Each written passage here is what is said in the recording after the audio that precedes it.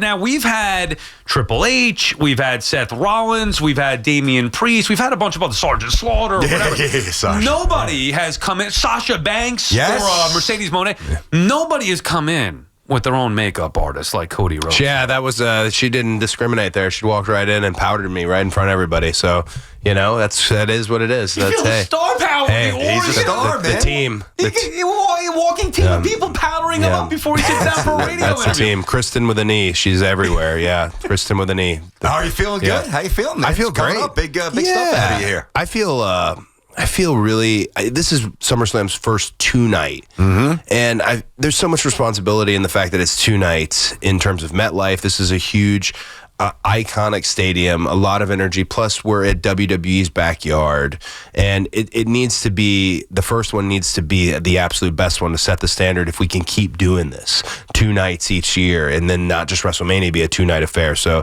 having Jelly Roll, having Cardi B, John Cena's farewell tour, all these elements of it are really important. I think everyone coming Saturday and Sunday is in for a lot of surprises and the good stuff. And of course, you mentioned it, the first ever two-night SummerSlam takes place this Saturday, Sunday, MetLife Stadium in New Jersey. The event streams live in the U.S. exclusively on Peacock beginning at 6, and then it's available internationally on Netflix. Do you like the two nights from a performer's perspective? Oh, I love it.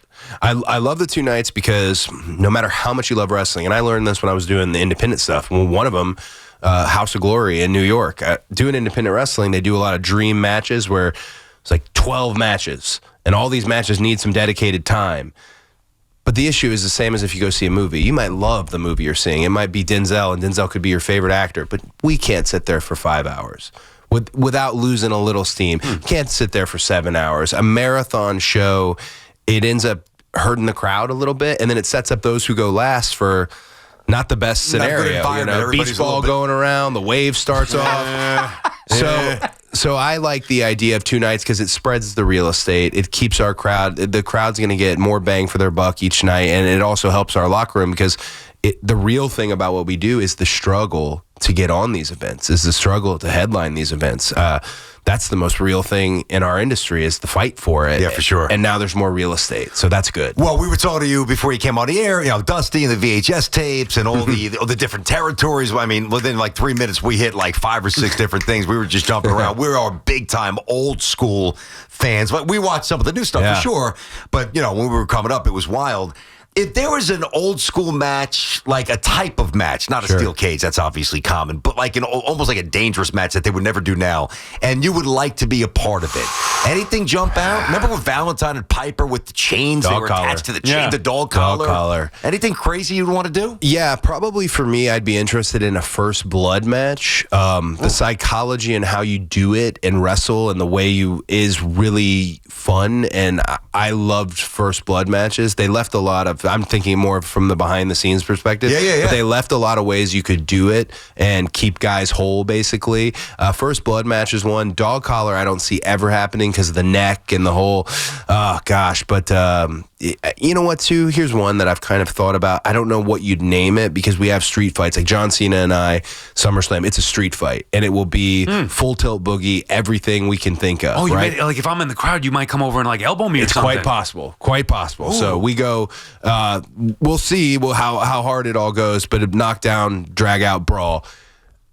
I don't know what it would take for us to put, and this is just a future match maybe, what we would call it. I used to love when they do the ropes in barbed wire. Really? I thought it was because Dusty and Tully would do. Yikes, Tully Blanchard. Oh my gosh, there was something about just the danger. You know, WWE's done the Inferno match where you get near the fire. The danger of getting close. It's just like a kind of performer competitor's dream. I don't know. That's one I've thought about a lot in terms of that barbed wire and putting them on the ropes. But yeah, and it was always real barbed wire, right? That wasn't gimmick. Though. It's real. It's real. You a lot of these items you've got to be really careful because if you gimmick them by today's standards, it's easy for somebody to find out you gimmick them. And the first time Terry Funk falls back into barbed wire and gets all tangled up, you realize, I just saw, I did a tour at the WWE warehouse, and I saw Triple H's 2x4 with the barbed wire wrap that he set on fire to hit Mankind in Hell in the Cell. Oh my gosh, the amount of things that were in this match that I just realized. I've seen that show. That's a great show. Oh, it's an iconic shot. I love it. And the fans who were with me on the tour, the first thing they wanted to do is a little touch on it, and they found out, like, it's real barbed wire. Wow, man.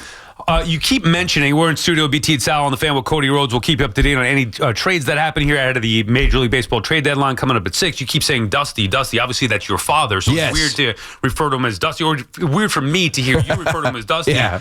How much of what you do is for your father?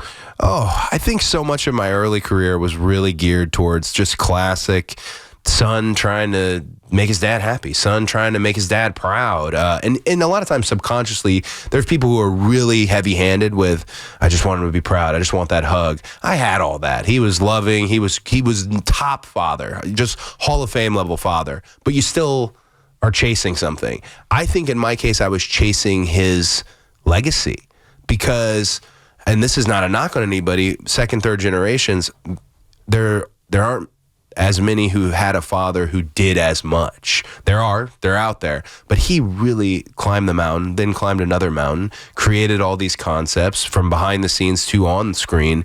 And that's just a really difficult legacy to catch up. And you hear guys all the time, oh, you know, he's not going to be able to fill those shoes or the shadow and whatever it was.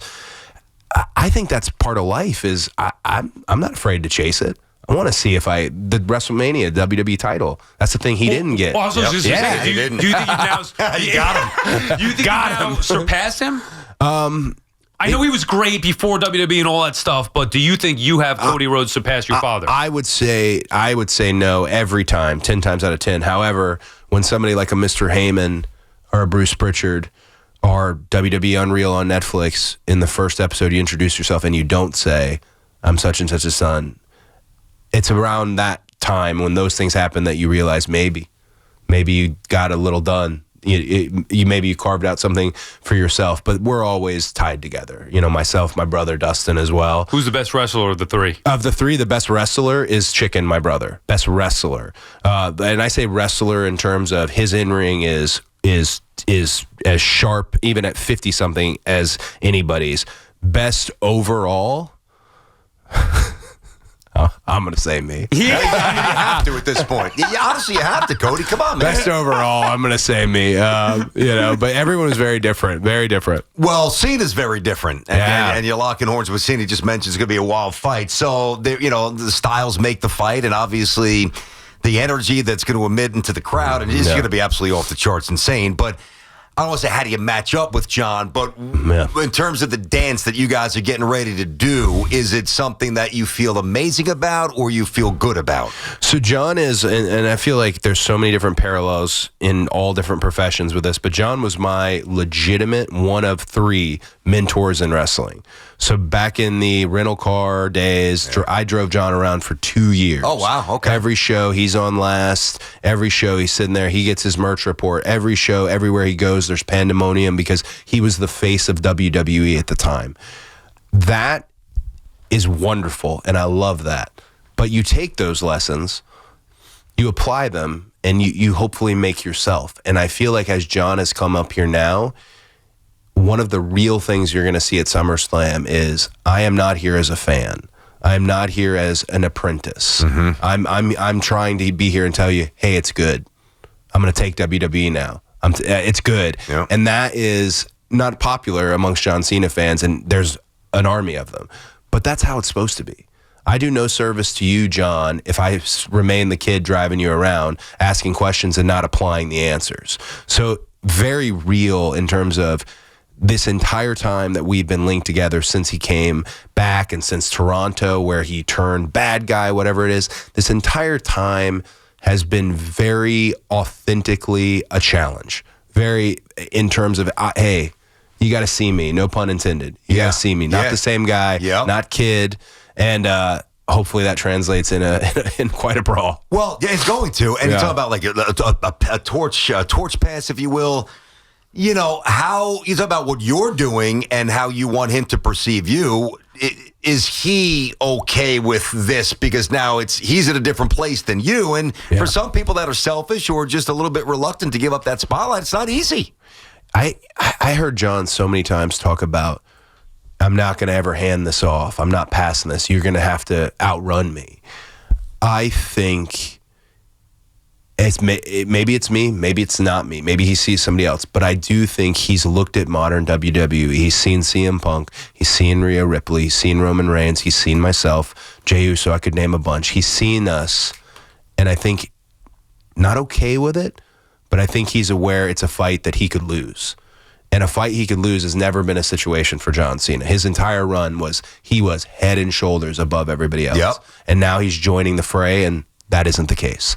But that's how it's supposed to be. Yeah. I sound like such a dick. No, honestly, dude, it's great. And by the way, you think he fully respects you? Fully? I would hope so, but also not interested in finding out. There you go. Right? Yeah. I would hope so, because God, I respect him. Yeah. God, I respect him. Good answer. But at a certain point, it's like, how long can you all right. Is what it is. It is what it is, Yeah. BT and Sal on the Fan. We're in studio right now with Cody Rhodes ahead of SummerSlam. First ever two-night SummerSlam taking place this Saturday and Sunday at MetLife Stadium. How much input do you have? Obviously, you've grown your career, and I want to get into that in a second, but you went to AEW. You were like the man there, all to say. Come back to WWE, still the man, but as you mentioned, there's a lot of moving parts here. The Rock and Triple H and Cena. How much say do you have in your own storylines?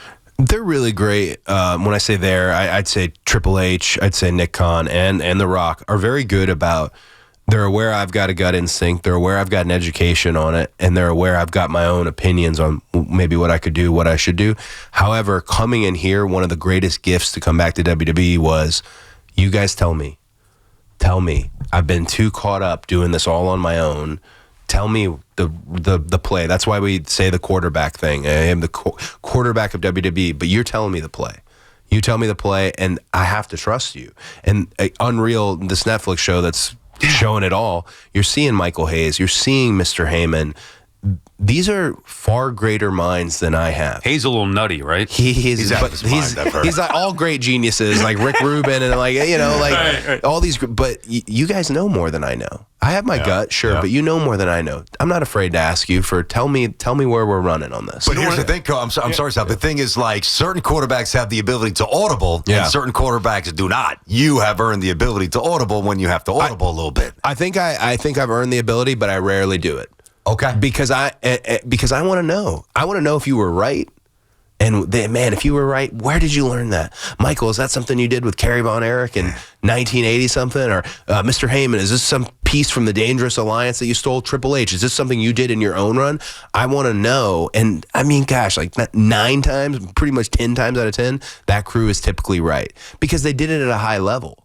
Like, connection is the thing. Today, it's all about these crazy athletic maneuvers and high spots and all this. That stuff's awesome. But if you are not connected with the fans, if there is not someone there who's like, I came to see Jey Uso, I came to see Rhea Ripley. If you're not, then they're not watching. Yeah, and gotta tell a story. That's the storytelling component of it, and that's where, again, I say those guys know far more than we do. So I just like to listen. And that's why I love watching the show on Real. I told you about this. I'm jumping into it. It I'm must have sold. just come out. I love this stuff. I found out about 2 nights ago. I watched the first. It came out 2 nights ago. Yeah. Did it come out 2 nights? So okay. So then obviously I found out on time. We had Triple H yesterday, so I was like, let me do some prep. Yeah. I watched the first episode. Then I knew you were coming in today, so I binged last night. It is great. And you know, I was gonna ask you, and it's not just a plug. It's true. It's great. You'll love it because it goes into all that, how Triple H and Bruce Pritchard and Freebird Michael Hayes, whatever, they go into coming up with the stories and all this stuff. I was going to ask you about Travis Scott, and it's smacking you pretty good there. And then I learned that you were good with him. Like there was no issue whatsoever. He got you pretty good in that fight with the Cena when he turned heel. This probably will sound, I'll regret saying this, but I'm fine saying it. I am really weird in the sense that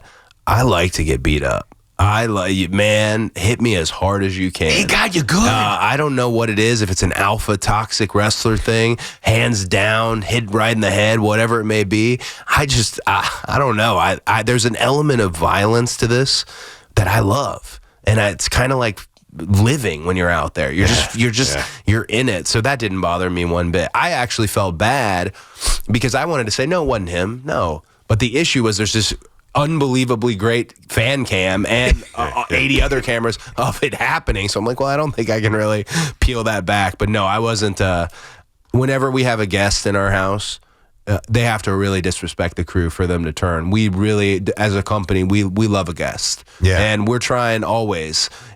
You have to grow your audience. WWE has broken every record under the sun as of late. I'd hate to come back here a year from now and be like, well, Yeah. Dude, there was a kid. You know? Speaking of which, that kid, what the hell is this? The YouTube kid that had to run out there and was in the Rumble?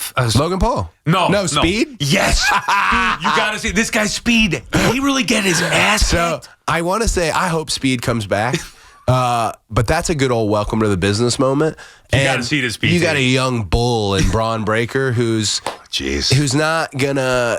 You can't pull it, but also put some sauce on it. That guy. Was it a punch or a slap? No, Spear. a spear. Yeah, I spear. did see that. And then he got flipped onto the table. ridiculous. They show the cut on his leg. I was like, oh my God. Like, even in a show Unreal, which is taking you behind the scenes to show you all the inside, I was like, oh my God, is this guy really like is. If Speed was to come back, I'd probably try to like butter that bread a little bit and give him something a little easier to do this round. You know, like, hey, buddy, just jump off the top. Yeah, You know what I'm saying? Right now, he's good. He's good. The good guy, his head got whipped. I did see that. Well, listen, chair shots are always a risky proposition and some other stuff, but you can suplex somebody gently. You could. I don't know how you negotiate softly a spear with that. You cannot. They did not. And I would understand. I like Speed. I would understand if he was coming on this show himself and be like, yeah, never again. I'll never go again. Yeah. Just, because there's also something to that. It's what we do in the ring is difficult. Not everyone, sometimes you got to feel it. He maybe felt it too much. Yep. You know, but God bless him. He got up and left, though. He was live streaming in the hall, so he got up and left. They do it for free, man. Yeah. So I want to go back to something you said before. Talking to Cody Rhodes, BT and Sal. It's going to be a great weekend here. Of course, Saturday, Sunday, MetLife. You got SummerSlam, 2 nights, first time they've done this. So you talk about how you in a weird way, you like to get hurt, like pain. You like to feel it. Yeah. Now, not everybody has your charisma. Most don't. Not everybody has your mic skills. Like, there's certain things that obviously separate the good from the great and the great from the old time. I get that. You're welcome. But I would think that inherently almost every wrestler has to have some liking of getting hit. Otherwise, you're not a wrestler. I don't know. No? These Gen Zs, their little hood up, hat on, hitting their vape pen, and I don't know if they know. And the only way they'll figure it out is if you really want the spot, you got to go through it. I remember Randy Orton when he was coming up, pretty boy Randy Orton. Oh, yeah. Then he's in there with Cactus Jack and thousands of tacks are laid on the mat, and then all of a sudden he's falling into the tacks and he's bleeding and it's a mess. You got to go through it. There is an element to this that's collaboration and synergy and rhythm, but it's HD. It's in there. There's mics everywhere. So you gotta have a good chin.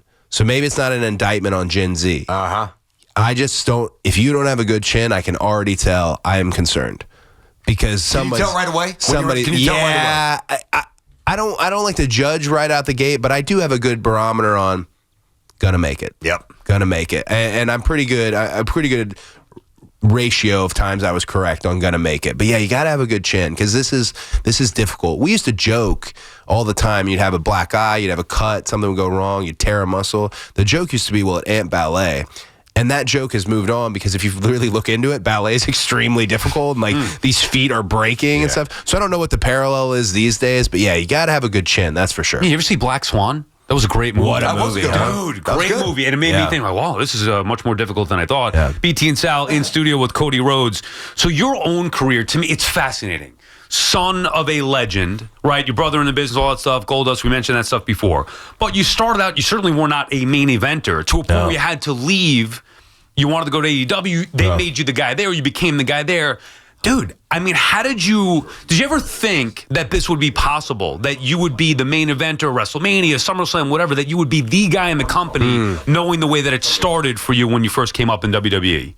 I consider everything that happens now, including this literal moment I'm sitting in here with you fine gentlemen, I consider everything undiscovered country. I did not. I wanted it. And at a time had confidence. I was never not confident, but I was a very slow learner and I was treated like a child because I came into the company as a child. And coming back was an opportunity to redo it all, show them exactly who I stand as now, exactly what I have. So everything is a gift. It really is. Again, main eventing at WrestleMania is basically like a political campaign. I mean, to get to the final two people on Sunday night the last thing they're going to see in a show that is going to gross absurd amounts of money, bring in billions of dollars in television rights. If you actually weigh it all out and have a perspective on it, it's a little bit terrifying. It would would paralyze you probably with fear. You couldn't do your job as well. And that's to get one. Yeah. Is to get one. To now having had 4 that's what I said, undiscovered country. I have plenty of things I still want, but a lot of people around me are asking, well, hey, what's next? You main event WrestleMania. You won the title that Dream didn't. What's next? And that's the scary thought, but that's the fun in the game. What is next? Yeah. What is it? Is there something? I mean, what is next is I got to win the title back in the main event at SummerSlam in a street fight. That's the immediate next. So you called him Dream, you called him Dusty. I just have this vision, especially of when you were born-ish, right around that vicinity, even a little bit younger for sure, but. I know the guys hit the road a lot at that point. Dusty wasn't home a lot. But when he was home, I don't know, was Andre the Giant coming over for a barbecue? Are you hanging out with Jimmy Snuka? I mean, what is the crew in the backyard like? The really great picture of us camping where Andre came. No way. So there's a picture of my dad in the urinal next to him, and my dad has his hand on Andre's ass. And my sister has more of these memories are vivid of him just like picking her up with one arm. Yeah. And, she fell off the back of a boat one time and Road Warrior Hulk snatched her up. Like softball games with Sting and Lex Luger, the 4 Horsemen coming over for a Thanksgiving. Man. Art Anderson, that group. Double A. A very eclectic group. But it was so normal to me. It wasn't until I saw everything else, like what my other friends' dads did and stuff. I thought it is a little. Yeah. We do have a strange life. But so when I was born, for example, my dad was at the Forum in Los Angeles, and my mom went into labor, so he flew back on a private jet, which is one of the reasons that Crockett Promotions would eventually go bankrupt. The amount of use of these private jets. So he flew back with a group of wrestlers, Raging Bull, Manny Fernandez, Arn Anderson, Magnum TA. And they got him obliterated on this flight. So my Aunt Bobby, who's my child's godmother, my Aunt Bobby claims she did everything.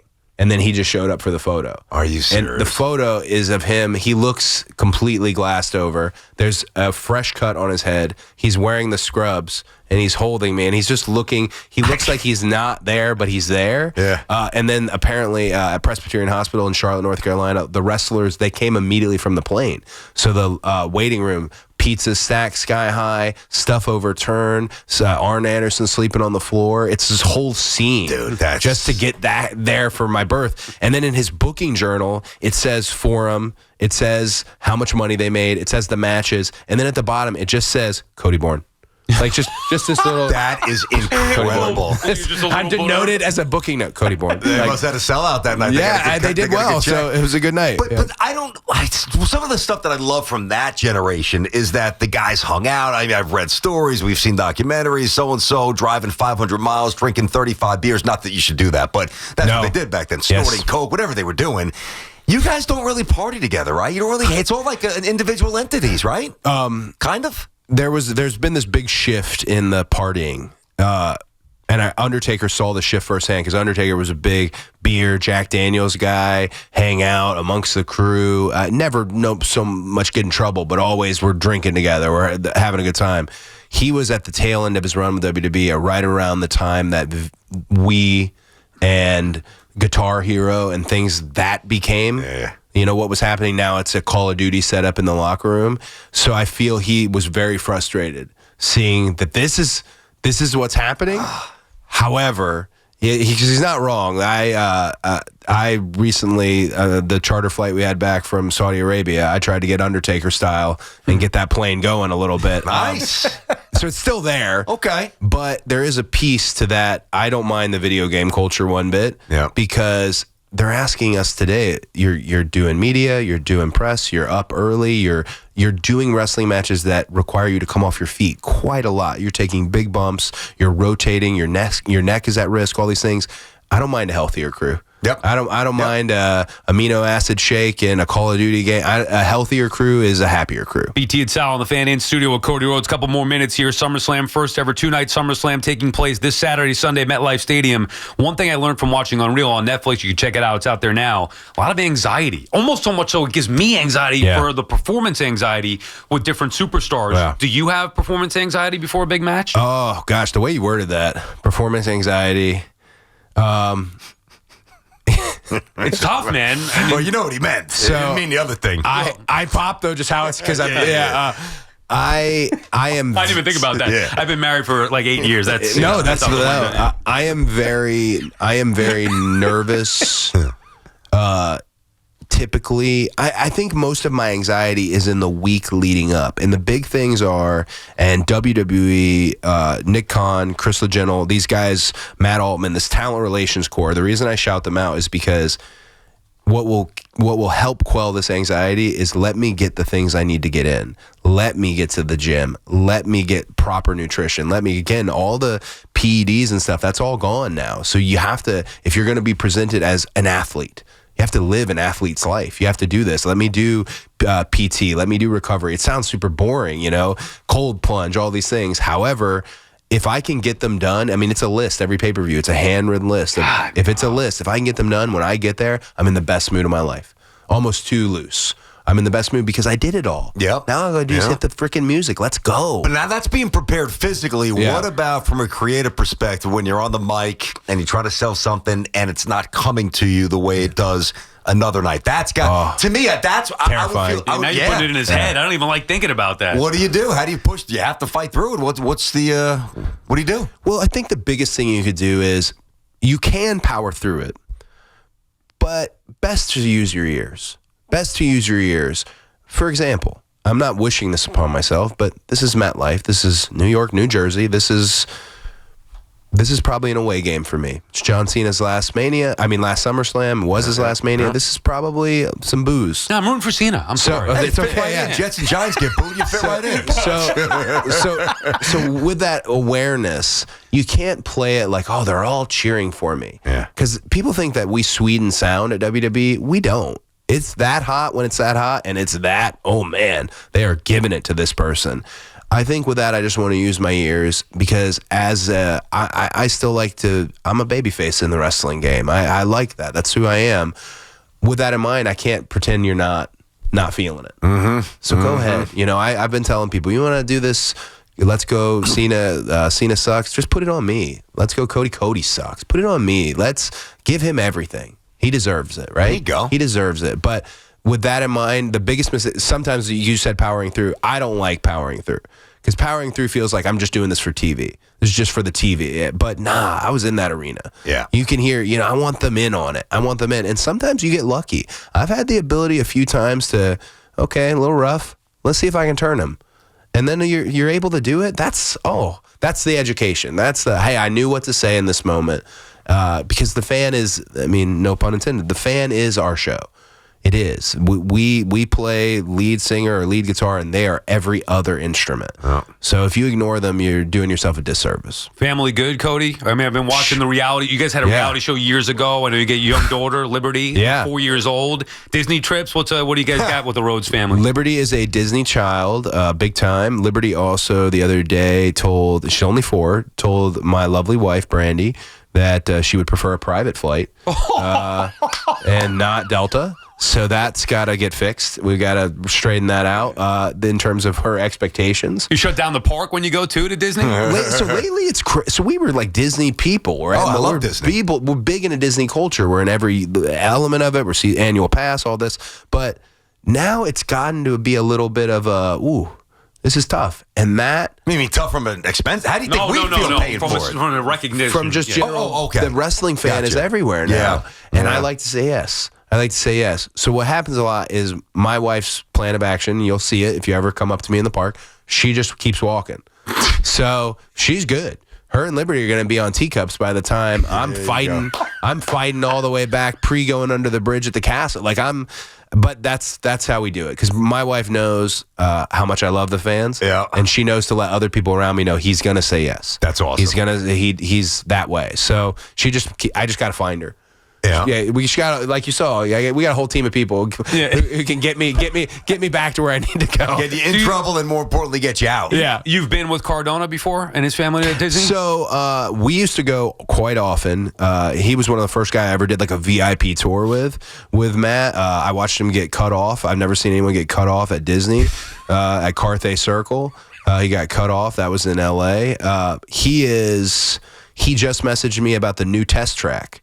The revision to test track. There, yeah. So I got to figure out what he's a really good park judge. Well, I was going to say, does he maybe get jealous if you're at the park together and you get mobbed and people don't recognize him? No, because when we're together, it's they're pretty great about it. No, and he's also someone who loves it. Yeah, I know. He's about it. At one time, he came in his gimmick shirt, so his merch shirt with his merch shades, and had the hair sticking straight up. So there wasn't an element of, I think he even oiled up his arms. So it wasn't an element of like, hey, you're not hiding at all here. Because now in these pictures, I just look like a homeless person standing over to the side. But yeah, no, he's a good park buddy. Got to get your opinion on this. And we're going to wrap it up here. Cody Rhodes with us here in studio, BT and Sal on the Fan. So 2 years ago, Sal and I do an NFL betting season.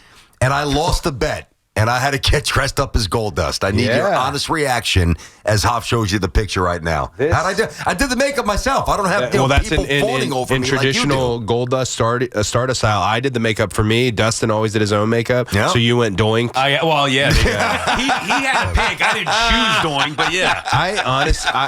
I think you did I think you did a great job. Not bad, right? Yeah, Glenny Balls, because I did Sunday Conversation. I watched him have to go through it. It's harder than people think. Yeah. If you don't get the makeup off right away, it stays as you got essentially eyeliner for the day. Yeah. You did a very good job. And there was a couple of versions of your brother that I wasn't doing. So he got really artistic.